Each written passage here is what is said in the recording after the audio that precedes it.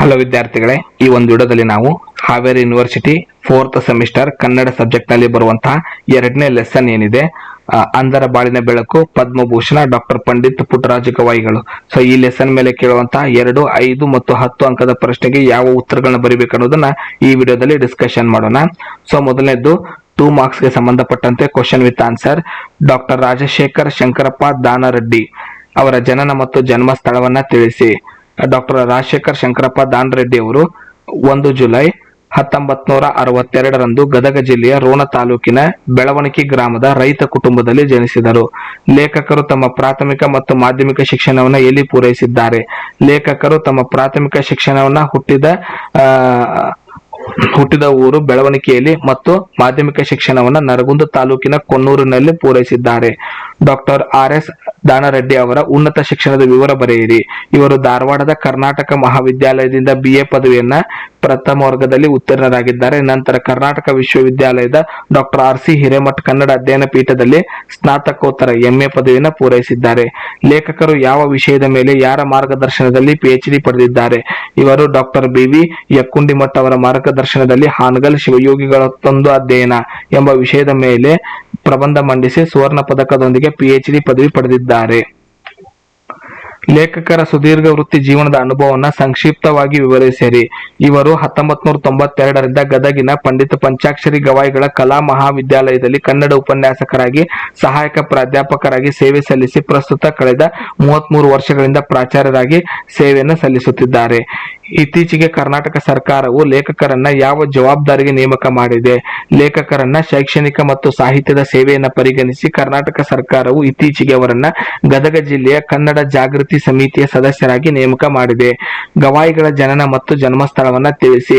ಜನನ ಹಾವೇರಿ ಜಿಲ್ಲೆಯ ಹಾನಗಲ್ ತಾಲೂಕಿನ ದೇವಗಿರಿ ಎಂಬ ಗ್ರಾಮದಲ್ಲಿ ರೇವಣಯ್ಯ ಮತ್ತು ಸಿದ್ದಮ್ಮ ದಂಪತಿಗಳ ಮಗನಾಗಿ ಮಾರ್ಚ್ 3, 1914 ಇವರು ಜನಿಸಿದ್ದಾರೆ. ಗವಾಯಿಗಳು ಯಾವಾಗ ತಮ್ಮ ಕಣ್ಣಿನ ದೃಷ್ಟಿಯನ್ನು ಕಳೆದುಕೊಂಡರು? ಹುಟ್ಟಿದ 6 ತಿಂಗಳಿಗೆ ತೀವ್ರವಾದ ಕಣ್ಣಿನ ಕಾಯಿಲೆಗೆ ತುತ್ತಾದಾಗ ಇವರಿಗೆ ಗ್ರಾಮೀಣ ವೈದ್ಯರ ಅಪ್ರಬುದ್ಧ ಚಿಕಿತ್ಸೆಯಿಂದಾಗಿ ಬಾಲ್ಯದಲ್ಲಿ ದೃಷ್ಟಿಯನ್ನು ಸಂಪೂರ್ಣವಾಗಿ ಕಳೆದುಕೊಂಡರು. ಗವಾಯಿಗಳ ಗುರುಗಳು ಯಾರಾಗಿದ್ದರು?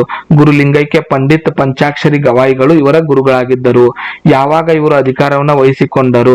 ಕ್ರಿಸ್ತಶಕ 1944 ಪಂಚಾಕ್ಷರಿ ಗವಾಯಿಗಳು ಲಿಂಗೈಕ್ಯರಾದ ನಂತರ ಆಶ್ರಮ ಮತ್ತು ಕಲಾ ಸಂಘರ್ಷದ ಸಂಪೂರ್ಣ ಜವಾಬ್ದಾರಿಯನ್ನ ಪುಟ್ಟರಾಜ ಗವಾಯಿಗಳು ವಹಿಸಿಕೊಂಡರು.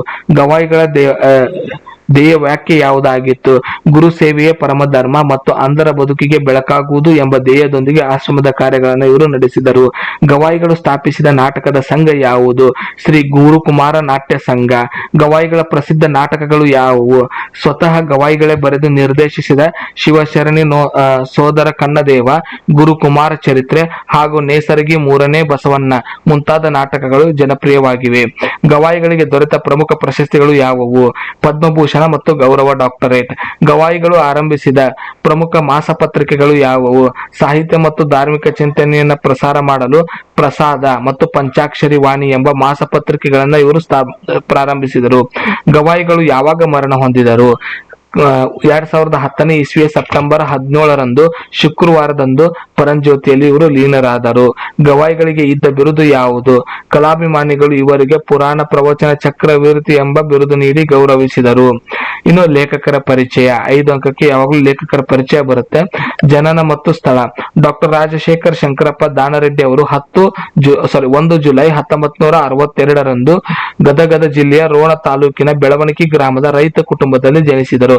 ಇವರ ಶಿಕ್ಷಣ: ಬೆಳವಣಿಗೆಯಲ್ಲಿ ಪ್ರಾಥಮಿಕ ಶಿಕ್ಷಣವನ್ನ, ನರಗುಂದ ತಾಲೂಕಿನಲ್ಲಿ ಕೊಣ್ಣೂರಿನಲ್ಲಿ ಮಾಧ್ಯಮಿಕ ಶಿಕ್ಷಣವನ್ನ, ನವಲಗುಂದ ಶಂಕರ ಮಹಾವಿದ್ಯಾಲಯದಲ್ಲಿ PUC ಶಿಕ್ಷಣವನ್ನ ಮುಗಿಸಿದ್ದಾರೆ.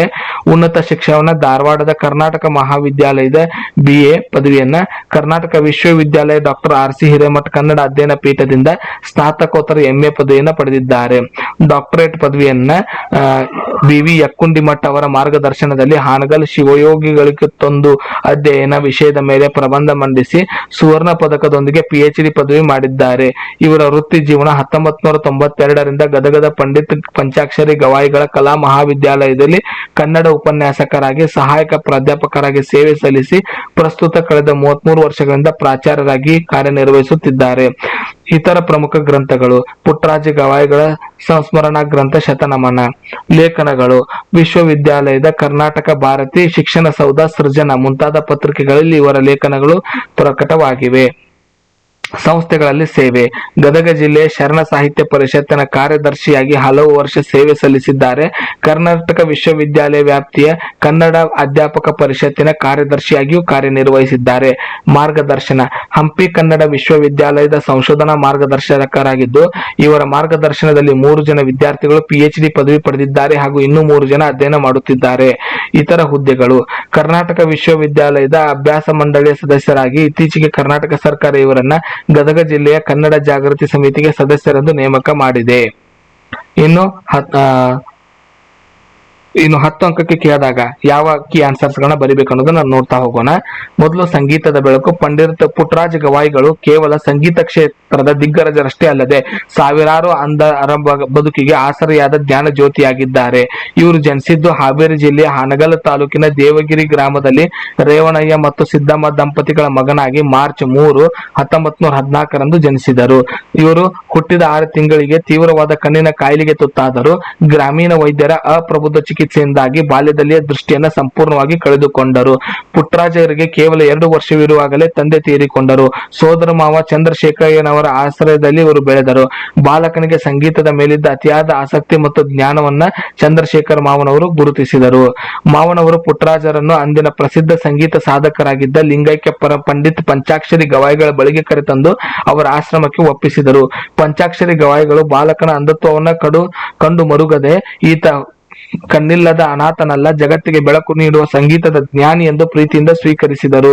ಆಶ್ರಮದಲ್ಲಿ ಪುಟ್ಟರಾಜರಿಗೆ ಕೇವಲ ಸಂಗೀತವನ್ನಷ್ಟೇ ಅಲ್ಲದೆ ಅಂಧತ್ವದ ಕೀಳರಿಮೆ ಬಿಟ್ಟು ಸ್ವಾವಲಂಬಿಯಾಗಿ ಬದುಕುವ ಜೀವನದ ಮಹತ್ವದ ಪಾಠಗಳನ್ನು ಗುರುಗಳು ಕಲಿಸಿಕೊಟ್ಟರು. ಗುರುಕುಲದಲ್ಲಿ ಪುಟ್ಟರಾಜರು ಕೇವಲ ಹಿಂದೂಸ್ತಾನಿ ಮತ್ತು ಕರ್ನಾಟಕ ಸಂಗೀತವನ್ನಷ್ಟೇ ಅಲ್ಲದೆ ಸಂಸ್ಕೃತ, ಕನ್ನಡ, ಜ್ಞಾನ ವ್ಯಾಕರಣಗಳಲ್ಲಿ ಅಪ್ರತಿಮ ಪಾಂಡಿತ್ಯವನ್ನು ಪಡೆದುಕೊಂಡರು. ಅಂಧತ್ವದ ಸವಾಲನ್ನು ಮೀರಿ ಹಾರ್ಮೋನಿಯಂ, ತಬಲಾ, ಸಿತಾರ, ಸಾರಂಗಿ ಹಾಗೂ ಪಿಟೀಲು ಮುಂತಾದ 10 ವಾದ್ಯಗಳನ್ನ ಅತ್ಯಂತ ಸುಲಭವಾಗಿ ನುಡಿಸುವುದನ್ನ ಕರಗತ ಮಾಡಿಕೊಂಡರು. ಪುಟ್ಟರಾಜರು ಕೇವಲ ಗಾಯಕರಾಗಿ ಉಳಿಯದೆ ಕನ್ನಡ, ಸಂಸ್ಕೃತ ಮತ್ತು ಹಿಂದಿ ಭಾಷೆಗಳಲ್ಲಿ ಭಗವದ್ಗೀತೆ, ಪುರಾಣಗಳು, ನಾಟಕಗಳನ್ನು ರಚಿಸಿ ಪ್ರಖ್ಯಾತ ಸಾಹಿತಿಯಾಗಿ ಗುರುತಿಸಿಕೊಂಡರು.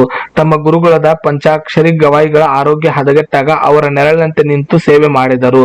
ಕ್ರಿಸ್ತಶಕ 1944ರಲ್ಲಿ ಪಂಚಾಕ್ಷರಿ ಗವಾಯಿಗಳು ಲಿಂಗೈಕ್ಯರಾದ ನಂತರ ಆಶ್ರಮ ಕಲಾ ಸಂಘದ ಸಂಪೂರ್ಣ ಜವಾಬ್ದಾರಿಯನ್ನ ಪುಟ್ಟರಾಜ ಗವಾಯಿಗಳು ವಹಿಸಿಕೊಂಡರು. ಗುರು ಸೇವೆಯ ಪರಮಧರ್ಮ, ಅಂಧರ ಬದುಕಿಗೆ ಬೆಳಕಾಗುವುದು ಎಂಬ ಪರಮಧೇಯದೊಂದಿಗೆ ಆಶ್ರಮದ ಕಾರ್ಯಗಳನ್ನು ಮುನ್ನಡೆಸಿದರು. ಗದಗಿನ ವೀರೇಶ್ವರ ಪುಣ್ಯಾಶ್ರಮದ ಮೂಲಕ ಜಾತಿ, ಮತ, ಪಂಥಗಳ ಭೇದವಿಲ್ಲದೆ ಸಾವಿರಾರು ಅಂಗವಿಕಲ ಮತ್ತು ಬಡ ಮಕ್ಕಳಿಗೆ ಉಚಿತ ವಸತಿ ಹಾಗೂ ಊಟದ ಆಶ್ರಯ ನೀಡಿದರು. ಆಶ್ರಮಕ್ಕೆ ಬಂದ ಮಕ್ಕಳಿಗೆ ಕೇವಲ ಸಂಗೀತ ಕಲಿಸುವಷ್ಟಲ್ಲದೆ ಅವರು ಸಮಾಜದಲ್ಲಿ ಗೌರವದಿಂದ ಸ್ವಾವಲಂಬಿಯಾಗಿ ಬದುಕಲು ಭರವಸೆಯನ್ನು ತುಂಬಿದರು. ಆಶ್ರಮದ ಆರ್ಥಿಕ ನಿರ್ವಹಣೆ ಮತ್ತು ಕಲಾ ಪ್ರಸಾರಕ್ಕಾಗಿ ಗವಾಯಿಗಳು ನಾಟಕ ಸಂಸ್ಥೆಯನ್ನು ಆರಂಭಿಸಿ ರಾಜ್ಯಾದ್ಯಂತ 100 ಪ್ರದರ್ಶನಗಳನ್ನು ನೀಡಿ ಕಲಾ ಸೇವೆ ಮಾಡಿದರು. ಇವರ ಪ್ರಸಿದ್ಧ ನಾಟಕಗಳು ಸ್ವತಃ ಗವಾಯಿಗಳೇ ಬರೆದ ನಿರ್ದೇಶಿಸಿದ ಶಿವಶರಣೆ ಸೋದರ ಕನ್ನದೇವ, ಗುರುಕುಮಾರ ಚರಿತ್ರೆ ಹಾಗೂ ನೇಸರಗಿ, 3ನೇ ಬಸವಣ್ಣ ಮುಂತಾದ ನಾಟಕಗಳು ಜನಪ್ರಿಯವಾಗಿವೆ. ಸಾಹಿತ್ಯಕ ಕೃತಿಗಳು. ಪುಟ್ಟರಾಜ ಗವಾಯಿಗಳು ಕನ್ನಡ, ಸಂಸ್ಕೃತ ಮತ್ತು ಹಿಂದಿ ಭಾಷೆಗಳಲ್ಲಿ ಒಟ್ಟು 80ಕ್ಕೂ ಹೆಚ್ಚು ಪುರಾಣಗಳು, ಕಾವ್ಯಗಳು, ನಾಟಕ ಕೃತಿಗಳನ್ನು ರಚಿಸಿದ್ದಾರೆ. ರಾಷ್ಟ್ರ ಮಟ್ಟದ ಗೌರವಗಳು. ಕಲೆ ಮತ್ತು ಸಮಾಜ ಸೇವೆಯನ್ನು ಪರಿಗಣಿಸಿ ಭಾರತ ಸರ್ಕಾರವು ಇವರಿಗೆ ಪದ್ಮಭೂಷಣ ಪ್ರಶಸ್ತಿಯನ್ನ ನೀಡಿ ಗೌರವಿಸಿದೆ. ಗೌರವ ಡಾಕ್ಟರೇಟ್. ಕರ್ನಾಟಕ ವಿಶ್ವವಿದ್ಯಾಲಯವು ಇವರ ಸಾಂಸ್ಕೃತಿಕ ಸಾಧನೆಗಾಗಿ ಗೌರವ ಡಾಕ್ಟರೇಟ್ ಪದವಿಯನ್ನು ಪ್ರದಾನ ಮಾಡಿದೆ. ಕನಕಪುರ ಶ್ರೀಗಳ ಒಲವು. ಇವರ ನಿಸ್ವಾರ್ಥ ಸೇವೆಯನ್ನ ಕಂಡು ನಾಡಿನ ಹಿರಿಯ ಶ್ರೀಗಳು ಮತ್ತು ಗಣ್ಯರು ವೀರೇಶ್ವರ ಪುಣ್ಯಾಶ್ರಮಕ್ಕೆ ಸದಾ ಬೆಂಬಲವಾಗಿ ಇವರು ನಿಂತರು. ಅಖಂಡ ಸೇವೆ. ತಮ್ಮ ಜೀವಿತಾವಧಿಯ ಕೊನೆಯವರೆಗೂ ಅಂಧರ ಬಾಳಿಗೆ ಬೆಳಕಾಗುವ ಮತ್ತು ಕಲಾ ಸೇವೆ ಧ್ಯೇಯವನ್ನ ಗವಾಯಿಗಳು ಎಂದಿಗೂ ಕೈಬಿಡಲಿಲ್ಲ. ಶತಾಯುಷಿ. ವಯಸ್ಸಿನ ಹತ್ತಿರದಲ್ಲಿದ್ದ ಪದ್ಮಭೂಷಣ ಡಾಕ್ಟರ್ ಪಂಡಿತ್ ಪುಟ್ಟರಾಜ ಗವಾಯಿಗಳು ಭಕ್ತಕೋಟಿ ಹಾಗೂ ಕಲಾ ಜಗತ್ತನ್ನ ಕಣ್ಣೀರಿನಲ್ಲಿ ಕೈಬಿಟ್ಟು ಲಿಂಗೈಕ್ಯರಾದರು. ಇವರು ಬೆಳಗಿದ ಗದಗಿನ ವೀರೇಶ್ವರ ಪುಣ್ಯಾಶ್ರಮ ಮತ್ತು ಅಂಧ ವಿದ್ಯಾರ್ಥಿಗಳ ಆಶ್ರಯದ ಬದುಕು ಇಂದಿಗೂ ಸಮಾಜದಲ್ಲಿ ಆದರ್ಶಪ್ರಾಯವಾಗಿ ಜೀವಂತವಾಗಿದೆ. ಪುಟ್ಟರಾಜ ಗವಾಯಿಗಳು ಕನ್ನಡ, ಸಂಸ್ಕೃತ, ಹಿಂದಿ ಭಾಷೆಗಳಲ್ಲಿ ಒಟ್ಟು 80ಕ್ಕೂ ಹೆಚ್ಚು ಪುರಾಣ, ಕಾವ್ಯ, ಗದ್ಯ ನಾಟಕಗಳನ್ನು ರಚಿಸಿದ್ದಾರೆ. ಉದಾಹರಣೆಗೆ ಚೈತ್ರದ ಉಷೆ, ಬಾವಿ ಮಂದಾಕಿನಿ, ಸತ್ವ ಮುರಾರಿ. ಒಮ್ಮೆ ರಾಷ್ಟ್ರಪತಿ ಭವನದಲ್ಲಿ ಗವಾಯಿಗಳ ಸಂಗೀತಕ್ಕೆ ಮಂತ್ರಮುಗ್ಧರಾದ ಅಂದಿನ ರಾಷ್ಟ್ರಪತಿಗಳು ನಿಮಗೇನು ಬೇಕು ಎಂದು ಕೇಳಿದಾಗ ಅವರು ತಮಗಾಗಿ ಏನನ್ನೂ ಕೇಳದೆ ನನ್ನ ಆಶ್ರಮದ ಅಂಧ ಮಕ್ಕಳಿಗೆ ಸಹಾಯ ಮಾಡಿ ಎಂದು ನಿಸ್ವಾರ್ಥಿ ಎಂದು ಹೇಳಬಹುದು. ಸಾಹಿತ್ಯ ಮತ್ತು ಧಾರ್ಮಿಕ ಚಿಂತನೆಗಳನ್ನ ಪ್ರಸಾರ ಮಾಡಲು ಪ್ರಸಾದ ಮತ್ತು ಪಂಚಾಕ್ಷರಿ ವಾಣಿ ಎಂಬ ಮಾಸಪತ್ರಿಕೆಗಳನ್ನು ಹೊರತಂದರು. ಹಿಂದೂಸ್ತಾನಿ, ಕರ್ನಾಟಕ ಎರಡೂ ಶೈಲಿಯ ಸಂಗೀತಗಳಲ್ಲಿ ದೈವಿಕ ಸಿದ್ಧಿ ಪಡೆದಿದ್ದರು. ವಾದ್ಯಗಳ ದುರಸ್ತಿ ಮತ್ತು ಜೋಡಣೆಯಲ್ಲಿಯೂ ಅಪ್ರತಿಮ ಜ್ಞಾನವನ್ನು ಹೊಂದಿದ್ದರು.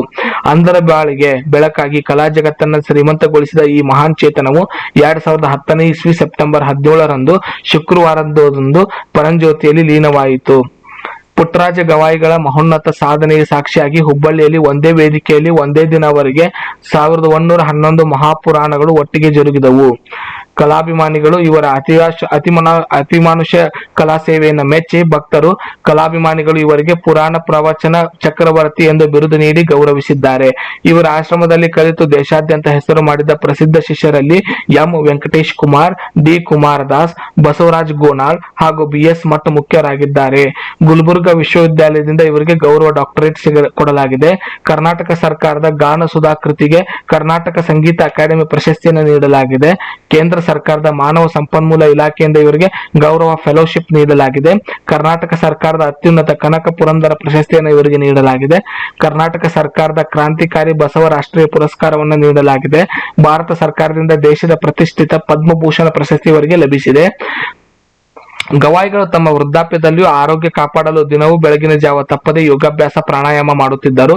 ಆಶ್ರಮಕ್ಕೆ ಬರುವ ಪ್ರತಿಯೊಬ್ಬ ವಿದ್ಯಾರ್ಥಿಗೂ ಕೇವಲ ಒಳ್ಳೆಯ ಗುಣಗಳನ್ನು ಹುಡುಕಿ ಅವರಿಗೆ ಆಶೀರ್ವದಿಸಿ ವಿಶಾಲ ಮನೋಭಾವನೆ ಇವರದಾಗಿತ್ತು. ಕೊನೆಯ ದಿನಗಳಲ್ಲಿ ಇವರ ಆರೋಗ್ಯ ಕ್ಷೀಣಿಸಿದಾಗ ಜಗದ್ಗುರು ಸಿದ್ಧಲಿಂಗ ಶ್ರೀಗಳ ಮಾರ್ಗದರ್ಶನದಲ್ಲಿ KLE ಆಸ್ಪತ್ರೆ ವೈದ್ಯರು ಅತ್ಯಂತ ಕಾಳಜಿಯಿಂದ ಇವರಿಗೆ ಚಿಕಿತ್ಸೆ ನೀಡಿದರು. ಜಗತ್ತಿನ ಬೆಳಕಾದ ಈ ಮಹಾನ್ ಚೇತನ 2010 ಇಸ್ವಿ ಸೆಪ್ಟೆಂಬರ್ 17ರಂದು ಶುಕ್ರವಾರ 1:10ಕ್ಕೆ ಲಿಂಗೈಕ್ಯರಾದರು. ಇವರ ಅಂತಿಮ ದರ್ಶನಕ್ಕೆ ಗದಗಿನಲ್ಲಿ ಸುಮಾರು 5 ಲಕ್ಷಕ್ಕೂ ಹೆಚ್ಚು ಭಕ್ತರು ಹರಿದು ಬಂದಿತ್ತು. ಇಡೀ ಸಮಾಜವೇ ಇವರ ನಿಸ್ವಾರ್ಥ ಬದುಕಿಗೆ ಕಣ್ಣೀರಿಟ್ಟು ಗೌರವ ಸಲ್ಲಿಸಿತು. ಮುಂದಿನ ವಿಡಿಯೋದಲ್ಲಿ ಮತ್ತೊಂದು ಚಾಪ್ಟರ್ ಒಂದಿಗೆ ಸಿಗೋಣ. ಧನ್ಯವಾದಗಳು. ಸೊ ಈ ಚಾಪ್ಟರ್ ನಲ್ಲಿ ಇಷ್ಟು ಪಾಯಿಂಟ್ ಗಳನ್ನ ನೀವು ಬರೆದ್ರೆ ಸಾಕು, ಪೂರ್ತಿ ಅಂಕಗಳನ್ನ ಪಡ್ಕೋಬಹುದು.